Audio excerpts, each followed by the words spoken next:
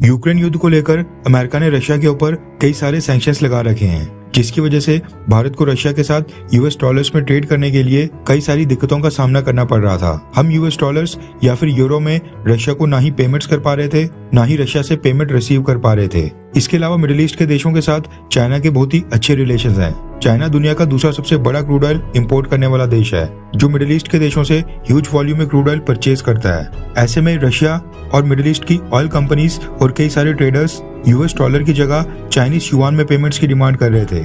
भारत के पास Indian rupees में payment करने का भी ऑप्शन था, लेकिन इंडियन रुपीस अभी इतना स्ट्रॉन्ग नहीं हुआ है। Most traded currencies world wide की लिस्ट में इंडियन रुपीस 15वें नंबर के ऊपर है, जबकि चाइना की करेंसी चाइनीज युआन 5वीं पोजीशन के ऊपर है। एंड चाइना की जीडीपी 18 ट्रिलियन डॉलर्स तक पहुंच गई है, जिसके चलते चाइना के पास नेगोशिएटिंग पावर ज्यादा है और चाइनीज युआन ज्यादा तेजी से स्ट्रॉन्ग हो रहा है। इसलिए इस समय इंटरनेशनल ट्रेडर्स चाइनीज युआन के पीछे ज्यादा भाग रहे हैं। जिस तरह से भारत सरकार अपनी स्वदेशी करेंसी इंडियन रुपीस को प्रमोट कर रही है, सेम तरीके से चाइनीज गवर्नमेंट भी अपने देश के ट्रेडर्स को चाइनीज युआन में ट्रेड सेटलमेंट्स करने के लिए डिस्काउंट्स, रिबेट्स और इंसेंटिव्स दे रही है। इसलिए कई सारे चाइनीज एक्सपोर्टर्स भारत के ट्रेडर्स से चाइनीज युआन में पेमेंट की मांग कर रहे थे, जिसके बदले वो भारत के ट्रेडर्स को कई सारा डिस्काउंट देने को भी रेडी थे। यही कुछ फैक्टर्स थे जिनकी वजह से भारत की इंटरनेशनल ट्रेड सेटलमेंट्स में चाइनीज युआन की वॉल्यूम काफी ज्यादा बढ़ रही थी। भारत और चाइना के बीच पहले सब ठीक था, लेकिन गलवान और डोकलाम के बाद अब सिचुएशन भारत और चाइना के बीच पूरी तरह से चेंज हो गई है। भारत हर एक चीज में चाइना के ऊपर से अपनी निर्भरता को कम करने की कोशिश कर रहा है। ऐसे में भारत सरकार कभी नहीं चाहेगी कि भारत की इंटरनेशनल ट्रेड सेटलमेंट्स में चाइनीज युआन की वॉल्यूम इतनी ज्यादा तेजी से बढ़े।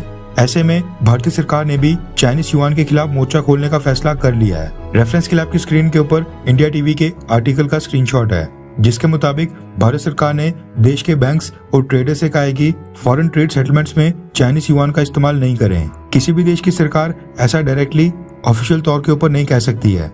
WTO के कुछ रूल्स होते हैं, उनको फॉलो करना पड़ता है, अनलेस एंड अनटिल यूक्रेन और रशिया की तरह आपस में युद्ध हो जाए। भारत और चाइना के बीच इस समय कोई युद्ध नहीं चल रहा है, इसलिए भारत सरकार ने अभी भी चाइना के साथ रिलेशंस को सुधारने का थोड़ा बहुत स्कोप रखा हुआ है और ऑफिशियली इस तरह की नोटिफिकेशन नहीं निकाली है, बल्कि अनऑफिशियल तरीके से भारत के बैंक्स और ट्रेडर्स को कहा जा रहा है कि चाइनीज युआन में इंटरनेशनल ट्रेड्स की पेमेंट ना की जाए। अब ऐसा नहीं है कि सामने वाले देश को इंडियन रुपीस में ट्रेड सेटलमेंट्स करने के लिए बाध्य किया जा सकता है। सामने वाले देश को भी चाइनीज युआन की जगह किसी दूसरी स्ट्रॉन्ग करेंसी का ऑप्शन देना ही पड़ेगा, खासकर रशिया की ऑयल और कोल कंपनीज को। ऐसे में भारत सरकार ने चाइनीज युआन की जगह यूनाइटेड अरब एमिरेट्स की करेंसी यूएई दिरहम का यूज करने के लिए कहा है और भारत के बैंक्स और ट्रेडर्स को ऐसी सलाह दी है। यूएई के साथ भारत ने हाल ही में फ्री ट्रेड एग्रीमेंट साइन किया था और इस समय दोनों देश बायलैटरल करेंसी में ट्रेड करने को लेकर आपस में नेगोशिएशंस कर रहे हैं। इसलिए शायद भारतीय सरकार ने यूएई दिरहम को प्रेफरेंस देने के लिए कहा है। खैर, भारत सरकार तो खैर अपना काम कर रही है, लेकिन क्या आप भी